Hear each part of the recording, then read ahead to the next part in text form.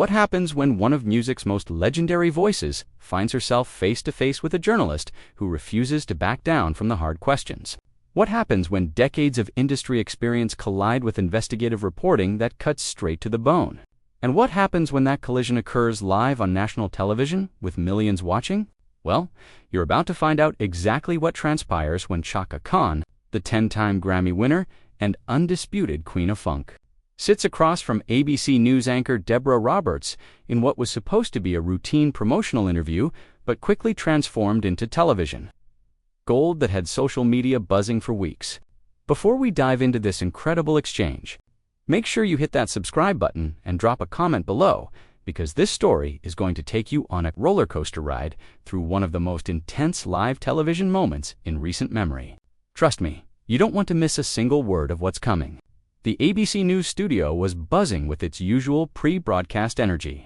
Camera operators adjusted their lenses, sound technicians ran final checks, and producers scurried between monitors, ensuring everything was perfect for the live segment. In the makeup chair sat Chaka Khan, her iconic presence filling the small room as stylists put the finishing touches on her look. She had arrived at the studio that morning expecting a straightforward interview about her upcoming tour dates and recent collaborations, the kind of promotional appearance that had become routine over her 5-decade career. Debora Roberts, meanwhile, was in her office reviewing her notes one final time, known for her thorough preparation and unflinching approach to interviews. Roberts had spent the previous evening researching not just Khan's recent projects, but digging deeper into some controversial aspects of the singer's career that had remained largely unaddressed in mainstream media. She had a reputation for asking the questions other journalists wouldn't dare touch, and today would be no exception. The tension was already palpable when Khan was escorted to the interview set.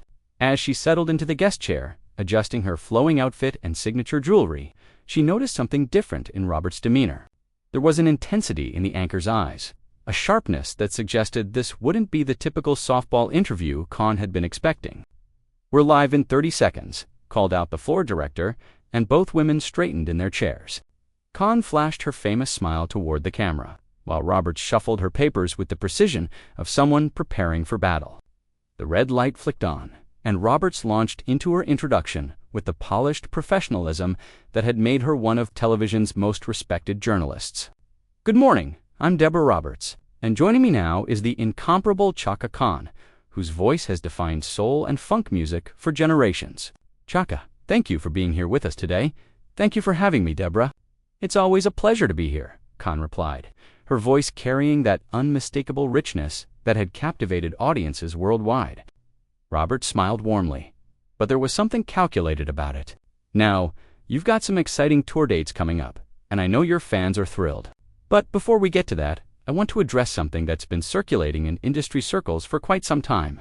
There have been persistent rumors about your relationships with certain record executives in the early days of your career, and how those relationships may have influenced your success. Can you speak to that?" The question hit Khan like a lightning bolt. Her smile faltered for just a moment, but she recovered quickly, though anyone watching closely could see the shift in her posture. "I'm sorry, what exactly are you implying, Debora?" "I'm not implying anything," Roberts responded evenly. "I'm asking directly. There have been allegations from former industry insiders suggesting that your rise to prominence involved more than just your undeniable talent. I think our viewers deserve to hear your perspective on these claims." Khan's jaw tightened visibly. "Debora, I came here today to talk about my music, my tours, and my upcoming projects. I didn't come here to defend myself against gossip and innuendo that has no basis in reality." But Roberts wasn't backing down. "With respect, Chaka, when you're a public figure of your stature, and when these allegations involve potential misconduct in an industry that's been reckoning with its treatment of women, don't you think transparency is important?" The studio fell silent, except for the hum of equipment. Crew members exchanged glances, sensing they were witnessing something extraordinary unfold. Khan leaned forward in her chair, her eyes narrowing as she fixed her gaze on Roberts. "Let me be crystal clear about something," Khan said, her voice dropping to a dangerous whisper that somehow carried more power than if she had shouted. "I have spent 50 years in this business, building my reputation note by note, performance by performance, album by album. My talent speaks for itself, and I will not sit here and allow you to reduce my entire career to some tabloid fantasy cooked up by people who couldn't carry my microphone." Roberts remained unfazed. "I understand you're defensive about this topic, but the allegations come from credible sources within the industry. Former executives, producers who worked with you in the 70s and 80s. Are you saying they're all lying?" "I'm saying," Khan replied, her voice rising slightly, "that you're doing exactly what journalists have been doing to successful women for decades. Instead of celebrating our achievements, instead of focusing on the music that has touched millions of lives, you want to dig around in the dirt looking for scandal. And frankly, Debora, I expected better from someone of your reputation." The anchor's professional composure never wavered, but there was a glint in her eye that suggested she was just getting started. "Chaka, I've interviewed presidents, world leaders, and some of the most powerful people on the planet. My job isn't to celebrate, it's to seek truth. And when serious allegations exist about how women were treated in the music industry, particularly women of color, I think it's irresponsible not to address them." Khan's hands gripped the arms of her chair. "Don't you dare lecture me about being a woman of color in this industry. Don't you dare sit there in your anchor chair and pretend you understand what I've been through, what I've overcome, what I've achieved despite every obstacle thrown in my path. You want to talk about truth?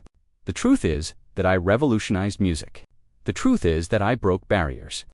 The truth is that generations of artists cite me as their inspiration. But instead of talking about that truth, you want to focus on lies and speculation." Roberts leaned back slightly, but her voice remained steady. "I'm not diminishing your accomplishments. Your musical legacy is undeniable.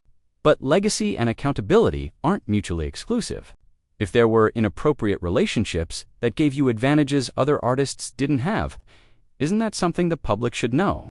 The question hung in the air like a challenge, and Khan's response would determine whether this interview continued as a professional exchange or erupted into something entirely different. Khan's eyes flashed with a fury that seemed to electrify the entire studio. When she spoke, her voice carried the full weight of her decades in the spotlight, each word deliberate and cutting. "You want to talk about inappropriate relationships, Debora? Let's talk about the inappropriate relationship between journalism and sensationalism. Let's talk about how you've turned what should have been a celebration of artistry into a witch hunt based on nothing more than industry." Gossip Roberts shifted forward in her chair, clearly prepared for this reaction. "These aren't just rumors, Chaka. I have documentation." Former Atlantic Records executive Marcus Henderson went on record stating that your contract negotiations in 1976 involved personal considerations that went beyond standard industry practices.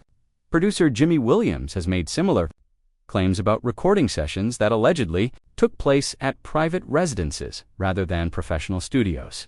The mention of specific names caused Khan to go completely still for a moment, her breathing becoming shallow. When she responded, her voice was ice cold. "Marcus Henderson was fired from Atlantic for embezzlement and has spent the last 20 years trying to drag down anyone who was successful while he was there. Jimmy Williams, if we're talking about the same man, was known throughout the industry for his drinking problem and his tendency to fabricate stories to make himself seem more important than he was. These are your credible sources. The allegations are consistent across multiple individuals who worked in different capacities," Roberts countered, "and there are photographs from private parties, documented meetings that took place outside of normal business hours, travel records that show you accompanying executives on trips that weren't related to recording or touring." Khan laughed, but there was no humor in the sound. "Photographs from parties, travel records. Debora, do you hear yourself right now? You're describing a successful artist doing what successful artists do, attending industry events, building relationships, working with the people who help create and promote music.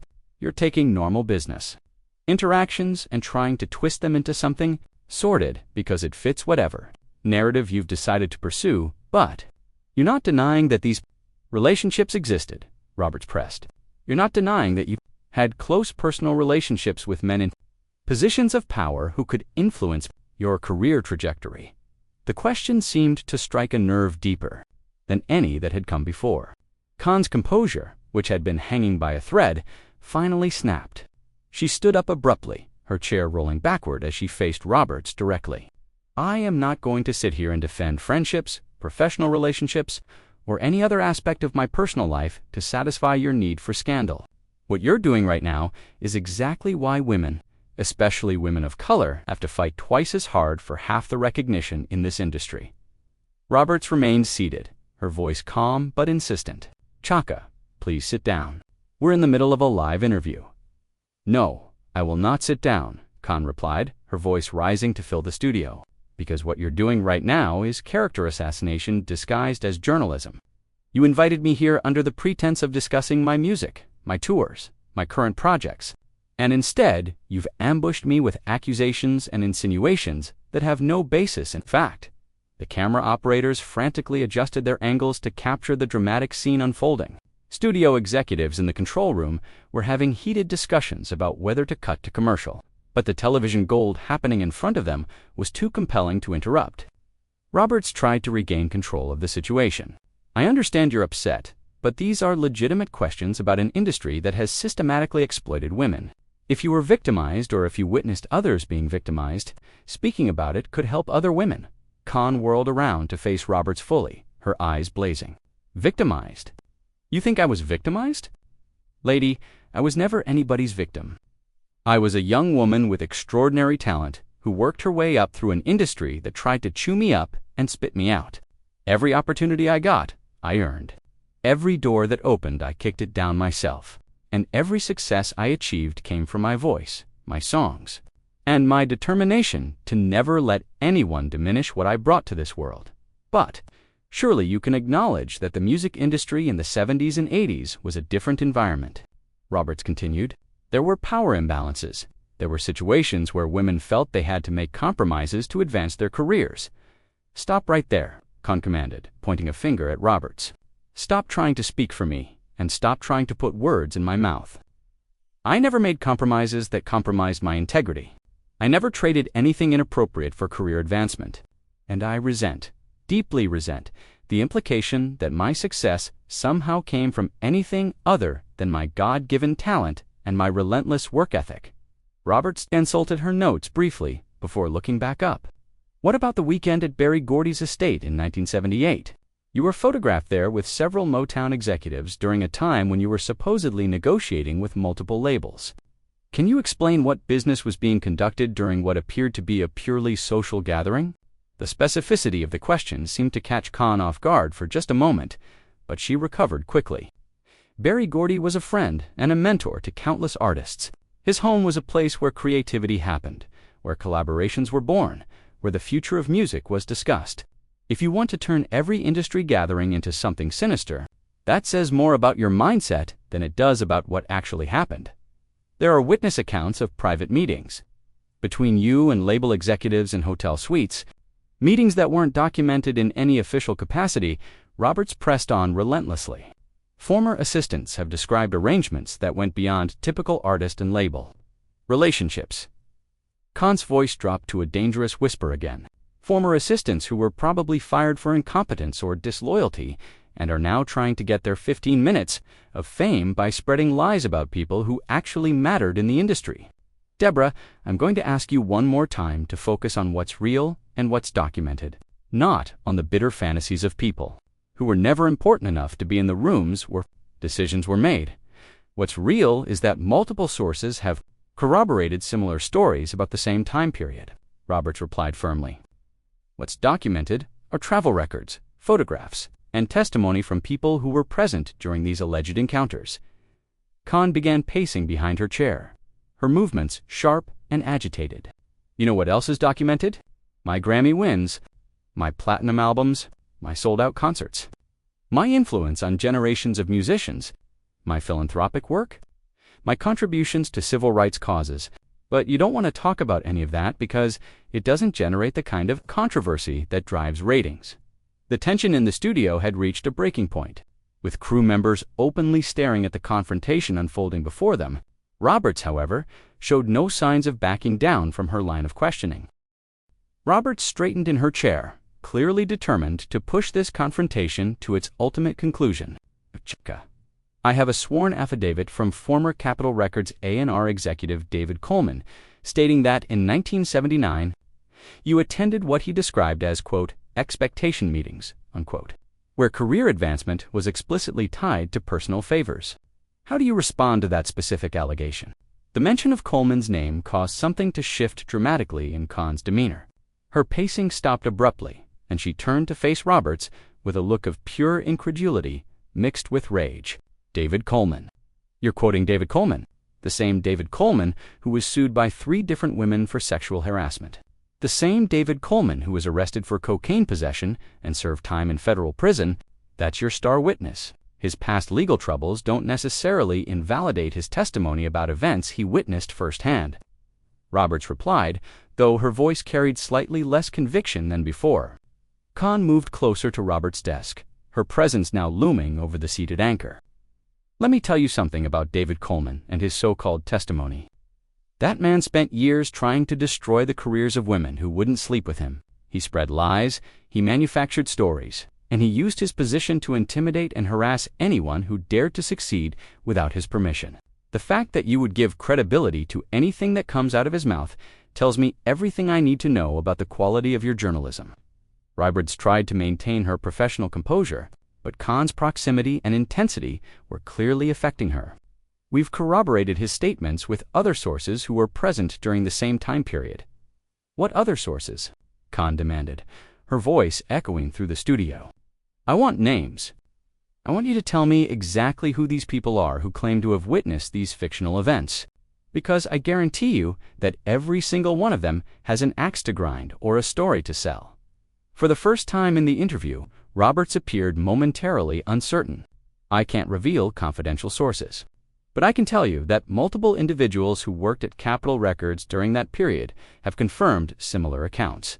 Khan slammed her hand down on Roberts' desk, causing papers to scatter and the anchor to flinch visibly. Confidential sources? You drag my name through the mud on national television based on confidential sources. You destroy decades of reputation and legacy based on anonymous accusations from people who don't even have the courage to put their names behind their lies. The studio had gone completely silent except for the sound of equipment and Khan's heavy breathing. Even the camera operators had stopped adjusting their positions, transfixed by the raw emotion unfolding before them. Roberts attempted to regain control of the situation. Chaka, I understand you're emotional about this topic, but investigative journalism often relies on confidential sources to protect people from retaliation. Emotional? Khan's voice rose to nearly a shout. You think I'm just being emotional? Debora, you have spent the last 15 minutes systematically attempting to dismantle everything I've worked for, fired employees, and people who won't even show their faces. You call that journalism. I call it a hit job. Robert stood up from her chair, finally matching Khan's energy. My job is to ask difficult questions, especially when they involve issues of power, exploitation, and abuse in industries that have historically silenced women. If that makes you uncomfortable, then maybe that tells us something. Don't you dare turn this around on me. Khan shot back, pointing a finger directly at Roberts. Don't you dare suggest that my refusal to validate your gossip-based character assassination somehow makes me complicit in industry abuse. I have spent my entire career lifting up other women, mentoring young artists, and using my platform to fight for equality and justice. But none of that matters to you because it doesn't fit your predetermined narrative. The 2 women now stood facing each other across the desk, neither willing to back down. Roberts, despite being clearly shaken by Khan's intensity, pressed forward. Then help me understand. Help our viewers understand. If these allegations are false, if your success came purely from talent and hard work, then explain the inconsistencies. Explain why so many people from that era tell similar stories about the same events. Khan's laugh was bitter and sharp. You want me to explain why bitter, failed, jealous people make up stories about successful women? You want me to explain why men who couldn't handle being rejected or overshadowed by female talent create fantasies about how that success must have been achieved? The explanation is simple. Debora, it's called misogyny, and you're participating in it right now. That's not fair, Roberts protested. I'm trying to give you an opportunity to set the record straight. Set the record straight. Khan's voice cracked with emotion. The record has been straight for 50 years. 10 Grammy Awards. Countless platinum albums. Sold-out arenas around the world. Collaborations with the greatest musicians of multiple generations. Induction into the Rock and Roll Hall of Fame, That's the record, Debora. That's what's real. Everything else is noise created by people who can't stand to see a strong black woman succeed on her own. Terms, Roberts sat back down, her voice softer but still determined. But if we don't ask these questions, if we don't examine these allegations, then we're potentially allowing important stories about systemic abuse to go untold. Khan moved around the desk until she was standing directly beside Roberts, forcing the anchor to look up at her. Let me tell you what systemic abuse looks like, since you seem so concerned about it. Systemic abuse is when a journalist invites a legendary artist onto her show under false pretenses and then ambushes her with unsubstantiated allegations, designed to generate controversy rather than illuminate truth. Systemic abuse is when a woman's life work is reduced to tabloid speculation and gossip. Systemic abuse is what you're doing to me right now on live television, in front of millions of people.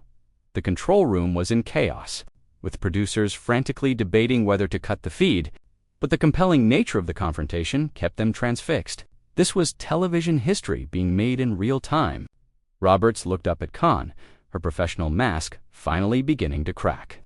I never intended for this interview to become personal. Everything about this interview has been personal from the moment you started reading from your little file of lies and accusations, Khan replied, her voice now carrying a note of exhaustion alongside the anger. You made it personal when you decided my character was fair game for your investigation. You made it personal when you chose to believe the worst possible interpretation of every interaction I've had in my professional life. Khan stepped back from the desk and looked directly into the camera. To everyone watching this, I want you to understand something. This is what successful women face every single day. Our accomplishments are questioned, our methods are scrutinized, and our integrity is constantly under attack by people who can't imagine that we earned what we have through talent, hard work, and determination. She turned back to Roberts one final time. I came here today to talk about music, about art, about the tour that's going to bring joy to thousands of people across the country. Instead, I've been forced to defend myself against character assassination disguised as journalism. This interview is over. Khan reached for the microphone, clipped to her blouse, and removed it, placing it firmly on Roberts' desk. The anchor sat in stunned silence as Khan gathered her purse and walked off the set, leaving Roberts alone at the desk, with cameras still rolling and millions of viewers witnessing the aftermath of one of the most explosive interviews in television history. What do you think about Chaka Khan's explosive response to these allegations? Was Debora Roberts justified in her line of questioning? Or did she cross a line? Drop your thoughts in the comments below, and don't forget to subscribe for more incredible stories like this one.